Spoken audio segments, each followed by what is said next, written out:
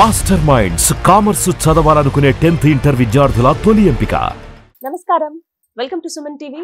నేను గీతాంజలి. గుప్త నవరాత్రులు రాబోతున్నాయి. అవేనండి వారాహి నవరాత్రులు.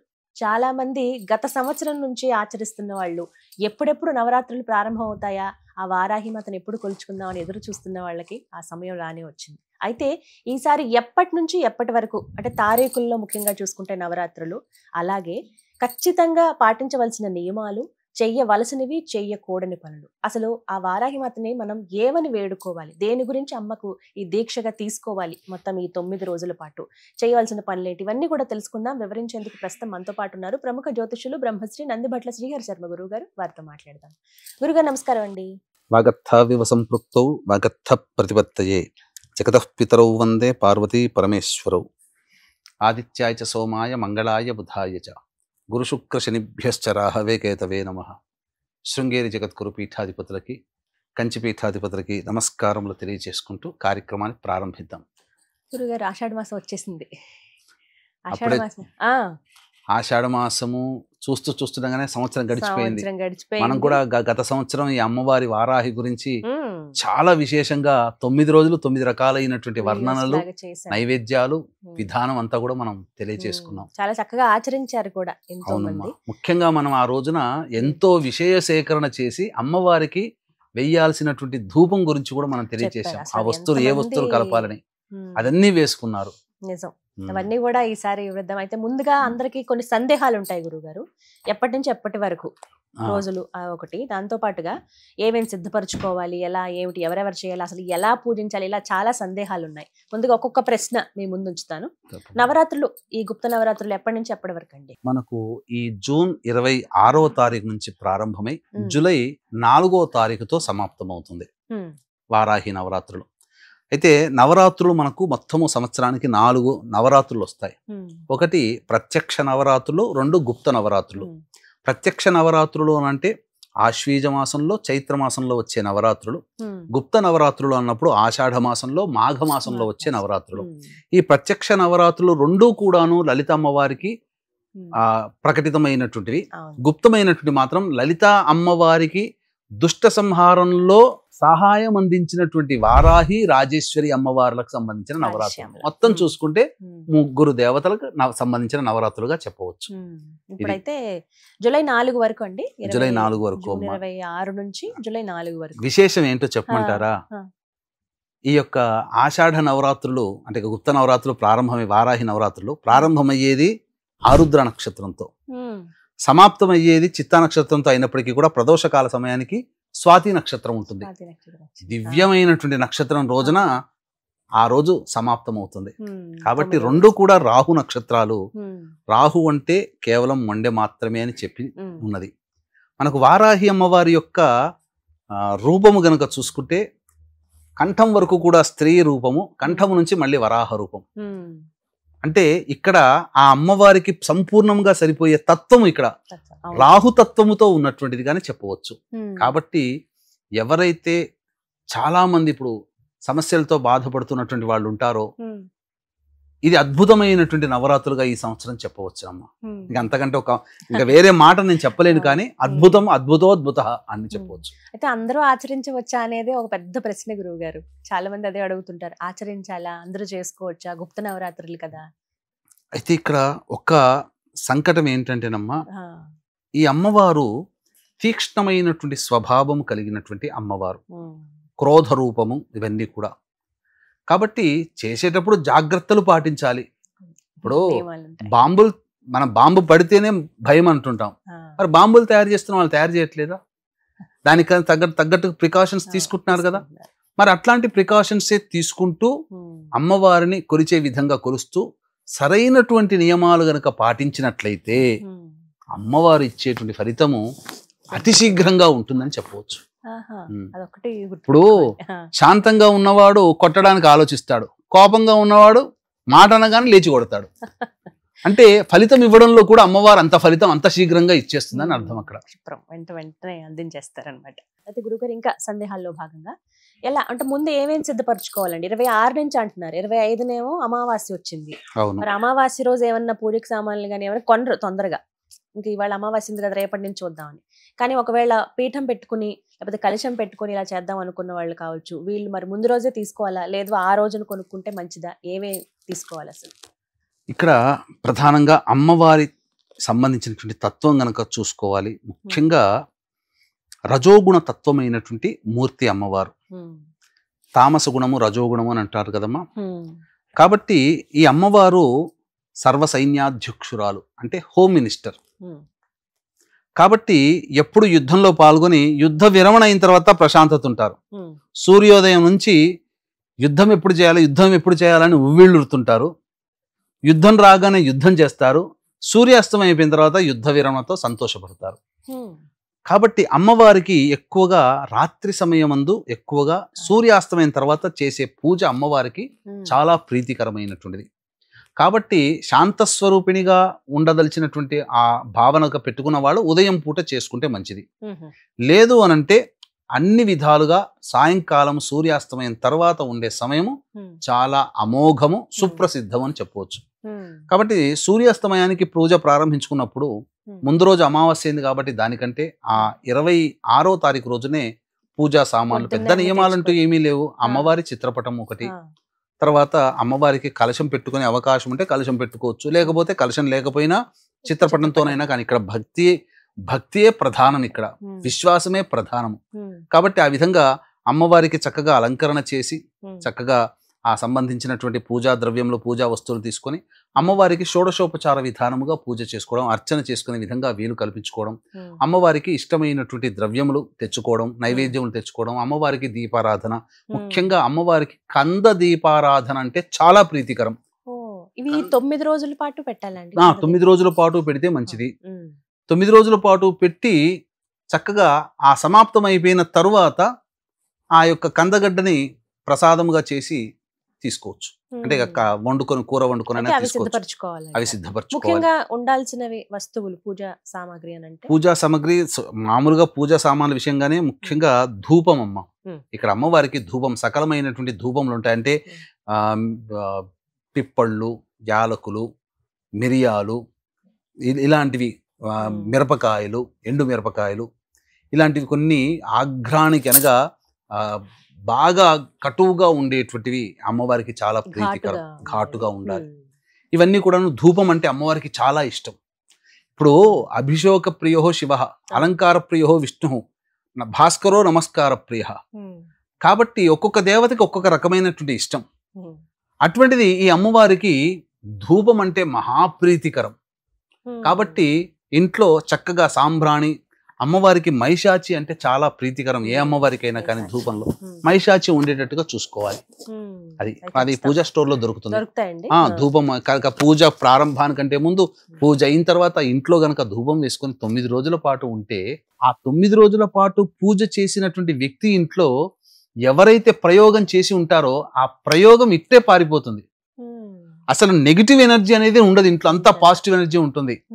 హిస్టీరియా అంటే మానసికమైనటువంటి బాధతో అనుభవించే వాళ్ళకి ఆ మానసికమైనటువంటి ఇబ్బందులు తొలగిపోతాయి. గొప్పగా వ్యాపారం చేసుకునే వాళ్ళు, పిల్లలు బాగా చదువుకునే వాళ్ళు, గొప్పగా ఇంట్లో కొత్త ఇల్లు కట్టుకున్నటువంటి వాళ్ళు ఇటువంటి అమ్మవారి ఆరాధన చేసుకుంటే వాళ్ళ మీద పడే నరదృష్టి అంతా పోతుందమ్మా. ముఖ్యంగా ఈ అమ్మవారిని ఎవరు ఆరాధించాలి అనంటే, అమ్మవారి యొక్క చేతిలో నాగలి మరియు రోకలి ఉంటుంది. అంటే ఏంటి? సస్య దేవత అని అర్థం. అంటే హిరణ్యాక్షుడు భూమిని తీసుకుపోయి సముద్ర గర్భంలో పెడితే వరాహ రూపాన్ని అవతరించినటువంటి మహావిష్ణువు మళ్ళీ హిరణ్యాక్షుని సంహరించి భూమి ఉద్ధరించిన వాడయ్యాడు. ఆ రూపాన్ని చూసి ఆశ్చర్యపడినటువంటి అమ్మవారు ఆ రూపానికి తోడుగా వరాహ రూపాన్ని అవతరించింది. అదే వారాహి అమ్మవారు. అంటే ఇక్కడ చెప్పాల్సినటువంటిది వారాహి అమ్మవారు అంటే ఎవరు? సాక్షాత్తు లక్ష్మీదేవియే, లక్ష్మీ అమ్మవారు. కాబట్టి ఆ అమ్మవారిని ఆరాధన చేయడం వల్ల ధనము బాగా సంప్రాప్తం అవుతుంది. అలాగే సస్యదేవత రోకలి మరియు నాగలి కదా, భూమి దున్నడం, ఆ దున్నడం ద్వారా పంట వేసిన ద్వారా వచ్చినటువంటి పంటని దంచి అది ఆహారంగా స్వీకరించడం, వీటన్నిటి ఈ మార్పు భూమి దున్నే దగ్గర నుంచి ఆహారం ధాన్యంగా మారే వరకు ఈ అమ్మవారు రక్షిస్తుంది. అందుకనే ఒక చేతిలో నాగలి దున్నడానికి సూచన, ఒక చేతిలో రోకలి దంచడానికి సూచన. అంటే దంచితే వచ్చేది బియ్యమేగా, పదార్థమే కదా, కందులైనా పప్పులైనా నవధాన్యాలైనా. అంటే ఆఖరి రూపం, అంటే ఈ సృష్టికి మూలము అమ్మ అని చెప్పడానికి సంకేతం అది. అంటే బీజములు వచ్చినవి సృష్టే కదమ్మా, ఫలితం ఫలం అంటారు కదా, ఆ ధాన్య ఫలం అన్నమాట. దీని అర్థం ఏంటంటే అమ్మవారు పుష్టిని కలిగిస్తుంది, అంటే మనల్ని కంటికి రెప్పలా కాపాడుతుంది అని అర్థం. ముఖ్యంగా రైతులు ఈ అమ్మవారిని గనక ఆరాధన చేసుకుంటే ప్రతిరోజు, ఇప్పుడు ఎందుకంటే వర్షాలు పడేటువంటి సమయం దున్నుతుంటారు కదా, పోయేటప్పుడు ఆ యొక్క అమ్మవారి వారాహి అమ్మవారికి ఒకసారి నమస్కారం చేసుకొని, ఆ నాగలికి నమస్కారం చేసుకొని దున్నితే ఆ దున్నినటువంటి కారణం చేత అది సస్యశ్యామలం అవుతుంది. ఆ దున్నేటప్పుడు ప్రతిరోజు కూడా ఎప్పుడు వీలు పడితే అప్పుడు దున్నేలో వారాహి దేవి అయిన మహా, వారాహి అయిన మహా చాలు అనుకుంటూ ఉండి దున్నారనుకోండి, మామూలుగా పండేటువంటి పంట కంటే రెట్టింపు పంట ఆ భూమి రైతు తీసుకుంటాడు, పొందుతాడు. అందులో సందేహం లేదు. శత్రుంజయము, అమ్మవారింటి సర్వసైన్యాధ్యక్షురాలు, శత్రువుల మీద విజయాన్ని మధుకైటబులు శుంభరిశుంభులు సంహరించినటువంటి దాంట్లో ప్రధాన భూమిక పోషించినటువంటి అమ్మవారు కాబట్టి ఈ యొక్క అమ్మవారిని ఆరాధన చేయడం వల్ల శత్రుంజయత్వం కలుగుతుంది. శత్రు అంటే ఇక్కడ మనిషిని అనుకోకూడదు, తప్పు. ఎందుకంటే సాటి మనిషిని ఎప్పుడూ మనం శత్రువుగా భావించకూడదు. మనము చేసేటువంటి ప్రతి ప్రయత్నంలో ఆటంకములు అనేటువంటి కలుగుతుంటుంటాయి కదా, ఆ ఆటంకాలని మాత్రమే మనం శత్రువులుగా భావించాలి. ఇప్పుడు కోర్టు సంబంధమైనటువంటి ఆస్తి వివాదాలకు సంబంధించిన విషయాల్లో కోర్టు గడపలు ఎక్కుతుంటారు, సివిల్ కేసులు, క్రిమినల్ కేసులు. ధర్మబద్ధమైనటువంటి వ్యక్తులు కూడా బాధలు పడుతూ ఆ కోర్టుల చుట్టూ తిరిగేటువంటి వ్యక్తులకి న్యాయం జరగాలనుకున్నప్పుడు సందర్భంలో, ప్రస్తుత కాలంలో అధర్మమే రాజ్యమేలుతున్న సందర్భంలో న్యాయం ఉన్నవాళ్ళు న్యాయబద్ధంగా ఆ కేసుల నుంచి బయటపడాలన్నా, ఆ కేసుల్లో విజయం పొందాలన్నా ఈ వారాహి నవరాత్రులను గనక ఆరాధన చేసినట్లయితే తప్పకుండా వాళ్ళకి న్యాయం సంభవిస్తుంది. ఎందుకంటే అమ్మవారు ధర్మ పక్షాన ఉంటుంది. అమ్మవారు రాక్షసుల తరపున పోరాటం చేయలే, అమ్మవారి తరపున పోరాటం చేసింది. అమ్మవారు అంటే ధర్మము, న్యాయము. కాబట్టి ధర్మము న్యాయము నిజంగా ఉంటే వాళ్ళని రక్షిస్తుంది అమ్మవారు అని చెప్పవచ్చు. ఇలాంటి వారు అమ్మవారిని ఆరాధన ఖచ్చితంగానమ్మా. గురుగారు, గత సంవత్సరం నుంచి బాగా విపరీతంగా అందరికీ తెలిసింది అమ్మవారి గురించి, ఆరాధనలు చేశారు, దీక్షలు తీసుకున్నారు, ఇంట్లో చక్కగా ఫోటో తీసుకొచ్చి పెట్టుకుంటున్నారు, ప్రతినిత్యం పూజ చేసుకుంటున్నారు. అయితే చాలా మందికి ఏంటంటే ఈ సంవత్సరం నుంచి నూతనంగా మేము కూడా ప్రారంభించుకుందాం అనుకుంటున్నామండి, 9 రోజులు దీక్ష తీసుకుందాం అనుకుంటున్నాం, ఇంట్లో అమ్మవారి ఫోటో పెట్టి పూజ చేసుకుందాం అనుకుంటున్న వాళ్ళకి ఈసారి ఏమైనా అడ్డు ఉందా? ఎందుకంటే మూఢం ఉందని అంటున్నారు కాబట్టి ప్రారంభించవచ్చా ఈ సంవత్సరం? కొత్తగా నోము నోచుకోవాలి, కొత్తగా వ్రతాన్ని ఆరంభించుకోవాలనుకునే వాళ్ళకి మాత్రం మూఢమి పనికిరాదు. ఇది సుస్పష్టము. అంతకుముందు ఆచరించిన వాళ్ళు ఈ వ్రతాన్ని ఆచరించవచ్చు, తప్పులేదు. ఈ యొక్క నెలలో మూఢమున్నా గతంలో ఆచరించారు కాబట్టి కంటిన్యూ చేసుకోవచ్చు. కొత్తగా చేయాలనుకున్న వాళ్ళకి మాత్రం ఈ మూఢమి ఉంది కాబట్టి పనికిరాదు. సరే, ఇప్పుడైతే అలా వద్దన్నారు కదా గురుగారు, మరి ఇంకా వేరే ఏమైనా వెసులుబాటు ఉందా వారికి? అమ్మవారి ఆరాధనలో వ్రతంలాగా చేసుకోరు కానీ ఇంకా ఏదైనా వ్రతం అన్నప్పుడమ్మా, ఇప్పుడు వాళ్ళకి మనస్సులో ఆ కోరిక అంటే ఇంట్లో నేను కూర్చొని చేసుకోలేకపోయాను అనేటువంటి యొక్క బాధే తప్ప మిగతావన్నీ చేయవచ్చు. ఎటువంటివి చేయవచ్చు? దగ్గరలో వారాహి దేవాలయం ఉంటే ఆ వారాహి దేవాలయానికి ప్రతిరోజు వెళ్ళడం, అర్చనాది కార్యక్రమాలు జరిపించుకోవడం, అమ్మవారికి హారతులు ఇవన్నీ చూడడం, అభిషేకాలు చూడడం, సంకల్పం చెప్పించుకోవడం, అది చేయవచ్చు. లేదు, ఈ యొక్క వ్రతాన్ని ఆచరించి నియమనిష్టలతో ఉన్నటువంటి వాళ్ళకి మీ వంతు సహాయంగా వాళ్ళకి ఏదైనా పూజా వస్తువులు మీ వంతు సహాయ సహకారాలు అందించడం. లేదు, ప్రతిరోజు త్రికాలములో ఉదయము, మధ్యాహ్నం, సాయంకాలం, లేదు 2 కాలాలే, ఉదయం లేదా సాయంకాలం నిత్యము వారాహి పంజర స్తోత్రము, వారాహి కవచం రోజుకి 8 సార్లు పఠించండి. పొద్దున 8, సాయంత్రం 8, ఇవన్నీ పఠించండి. లేదు, దీనికి ఇక్కడ ఎక్కడ వారాహి హోమం జరిగితే అక్కడ మీ గోత్రనామాలతో చేయించుకోండి. దీనికి అందుకనే ఇటువంటి వాళ్ళకి, కొత్తగా పట్టుకోవాలనుకునేటువంటి వాళ్ళకి అవకాశం లేదు. ఆల్రెడీ చేస్తున్నటువంటి వాళ్ళు కూడా ఇంట్లో చేసుకుంటుంటారు. అటువంటి వాళ్ళకి ఏంటంటే ఈ యొక్క దశమి రోజున శుక్రవారం రాత్రి, నవమి ఉన్నప్పుడే శుక్రవారం రాత్రే స్వాతి నక్షత్రం ఉన్న సందర్భంలో ఈ యొక్క వారాహి హోమం అనేటువంటిది చేయించడం జరుగుతుందమ్మా. మన పీఠం ఆధ్వర్యంలో చక్కగా జరుగుతుంది. వారాహి హోమము, ధూమవతి హోమము, మరియు ఈ సంబంధించినటువంటి రాజశ్యామల హోమము, బగళాముఖి హోమము, ఇవన్నీ కూడా సశాస్త్రీయంగా జరుగుతాయి. అవకాశం ఉన్న వాళ్ళు కార్యక్రమ తదనంతరం కాంటాక్ట్ చేసి పూర్తి వివరాలు తెలుసుకొని మీ గోత్రనామాదులు నమోదు చేసుకోవచ్చు. చక్కగా శక్తిపాతము చేయబడినటువంటి కరుంగలి మాలని ఇవ్వడం జరుగుతుందమ్మా. అలాగే కేవలం మహిళలు మాత్రమే చేయాలనే కూడా కొన్ని నియమాలు చూస్తున్నారండి. నిజంగా అలా ఉంటుందా వారాహి అమ్మ? అటువంటిది ఏమీ లేదమ్మా. ఎందుకనంటే వారాహి అమ్మవారు సర్వవ్యాపకమైనటువంటి శక్తి కలిగినటువంటి అమ్మవారు. పెద్దలు ఎవరైనా ఇప్పుడు సమస్త లోకాలని కాపాడగలిగేటువంటి వాడు, పాలించేవాడు పరమేశ్వరుడైతే ఆ పరమేశ్వరుడికి సంబంధించినటువంటి కాశీ నగరాన్ని రక్షించేది ఈ అమ్మవారు. కాబట్టి ఈ అమ్మవారు సకల లోక నాయకురాలుగా చెప్పవచ్చు. పురుష స్త్రీ భేదము లేకుండా ఎవరైనా కానీ దీన్ని ఆచరించవచ్చు, తప్పేమీ లేదమ్మా. వితంతువులు చేసుకోవచ్చు, ఎవరైనా చేసుకోవచ్చు అమ్మా. ఎందుకంటే చక్కగా నిరభ్యంతరంగా చేసుకోవచ్చు, తప్పేమీ లేదమ్మా. గురుగారు, చాలా మంది ఏంటంటే చక్కగా నవరాత్రులు దీక్ష తీసుకుంటారు, ప్రారంభిస్తారు. అయితే ఎప్పుడు ఏం జరుగుతుందో ఎలాంటి పరిస్థితుల్లో మనకు తెలియదు కాబట్టి ప్రారంభించిన ఒకటో రోజు రెండో రోజు సూతకం అని వస్తే గనక అప్పుడు పరిస్థితి ఏంటండి? ఏం చేయమంటారు? సూతకం అనేటువంటి వచ్చినప్పుడు దానికి అనేక రకాలుగా ఉంటుందమ్మా. దగ్గర రక్త సంబంధికులు అయితే 11 రోజులు మైల పట్టాలి. కొంతమంది పోతే 3 రోజులు మైల పట్టాలి, రక్త సంబంధం ఉన్నంత. కొంతమంది పోయినప్పుడు ఏంటంటే బంధుత్వాన్ని బట్టి 1.5 రోజు 1 రోజు అని ఉంటుంది.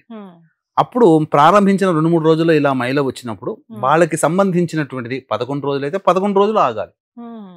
పౌర్ణమి రోజున చేసుకోవాలి. లేదు 1-2 రోజున అయిపోయింది, మళ్ళీ మొదలు పెట్టి మళ్ళీ పౌర్ణమి వరకు చేసుకోవాలి. ఆ మైల తీరిన తర్వాతనే మొదలు పెట్టాలి తప్ప మైల ఉంది అనేది మాత్రం చేయకూడదండి. అలాగే ఇప్పుడు మహిళల విషయానికి వస్తానండి, అడ్డంకులు వస్తూ ఉంటాయి అనుకోని మనందరూ తెలిసిందే కదా, వారికి ఎలా మరి? ఇది మాత్రం చాలా మందికి ఉండేటువంటి సందేహం. చాలా మంది మహిళలు ఇబ్బంది పడేది కూడా, మహిళలకు ఇబ్బంది పడేది అదే. చాలా మందికి ప్రకృతి పరంగా వచ్చేదాన్ని మనం ఆపలేము. ఇప్పుడు 26వ తారీఖు రోజున ప్రారంభమవుతుంది కాబట్టి అయ్యో మనకి ఇబ్బంది అయిపోయింది, మనం మొదలుపెట్టే రోజు పాడ్యమి రోజున మనకి ఇబ్బంది ఉంది, ఎలా మనం చేసుకోలేకపోయామే అని అంటారు. అటువంటిప్పుడు ఏంటంటే 3వ రోజు నుంచి మొదలు పెట్టవచ్చు, లేదా 5వ రోజు నుంచి మొదలు పెట్టవచ్చు, 7వ రోజు నుంచి మొదలు పెట్టవచ్చు. 7, 8, 9 3 రోజులు చేసుకుంటే లేదు, 5, 6, 7, 8, 9 5 రోజులు చేయొచ్చు, లేదా 3, 4, 5, 6, 7, 8, 9 7 రోజులు చేయొచ్చు. ఇలా లేదా కొంతమందికి మొదలు పెట్టిన తర్వాత ఎప్పుడో వస్తుంది అనుకుంటే మధ్యలోనే వచ్చేసేస్తుంటది. అన్నప్పుడు 3 రోజులు అసలు పనికిరాదు. 4వ రోజు మాత్రం ఇంటిని శుభ్రపరచుకోవడానికి మాత్రమే పనికొస్తుంది తప్ప దేవతా పూజలు దేవాలయాలకి మాత్రం ప్రవేశము కాదు. కాబట్టి 4వ రోజు తల స్నానము చేయవలసిందే. 5వ రోజు కూడా మళ్ళీ శిరస్నానము చేసి అప్పుడు దేవతా పూజలు. ఆ కోల్పోయిన రోజులన్నీ కూడాను అమ్మవారిని 4 కాలాలలో అర్చించండి. అర్థమైందమ్మా? ఇక్కడ 2 రోజులు పాటిస్తారు, 2వ రోజుకి ప్రదోషకాల సమయానికి ఇబ్బంది వస్తుంది ఆడవాళ్ళకి. అప్పుడు ఏమవుతుంది? 3, 4, 5, 6 రోజులు పోతుంది. 7వ రోజు మొదలు పెట్టాలి. కాబట్టి ఏం చెయ్యాలి? అప్పుడు 7వ రోజు మొదలు పెట్టేటప్పుడు 7వ రోజు పొద్దున్నే బ్రహ్మ ముహూర్తాల్లోనే కాలకృత్యాలన్నీ తీర్చి స్నానం ఆచరించి సూర్యోదయం అయిన తర్వాత, సూర్యోదయం కంటే ముందే 3వ రోజుది చేసుకోవాలి. తర్వాత మళ్ళీ పొద్దున అయిపోయిన తర్వాత మళ్ళీ 10-11ంటికి మళ్ళీ 4వ రోజుకు సంబంధించిన చేసుకోవాలి. అంటే మొదటి 2 రోజులు అయిపోయింది, 3, 4 అయిపోయింది. మళ్ళీ సాయంత్రం 3 గంటలకి 5వ రోజు, మళ్ళీ సాయంకాలం 7 గంటలకి, అలా రాత్రి 7వ తారీఖు రోజున రాత్రి అప్పుడు చేసుకోవాలి. అంటే ఒకే రోజు కోల్పోయిన 4 రోజులది ఒకే రోజు 4 ప్లస్ ఆ రోజు చేయాల్సింది 5 కాలాల్లో గనక చేసుకుంటే అన్ని రోజులు చేసిన ఫలితం. ఇంకొంతమంది ఏంటంటే గురుగారు, మేము ఇంత సమయం మేము వెచ్చించలేకపోతున్నాం, ఒక 3 రోజులు లేకపోతే 5 రోజుల దీక్ష అనేది తీసుకోవచ్చా? 9 రోజులు మాకు వీలు పడదండి, అది వృత్తిరీత్యానే కావచ్చు, ఏదైనా వాళ్ళ ఇంటి దగ్గర పరిస్థితులు బట్టి కావచ్చు, అలా కుదురుతుందా గురుగారు? నేను ఇంతకు ముందే చెప్పానమ్మా, కొత్తగా మొదలు పెట్టుకోవాలనుకునే వాళ్ళకి మాత్రం పనికి రాదు. ఆల్రెడీ మొదలు పెట్టుంటారు, ఎక్కడో 2-3 సంవత్సరాల నుంచి చేస్తూ ఉన్నారు.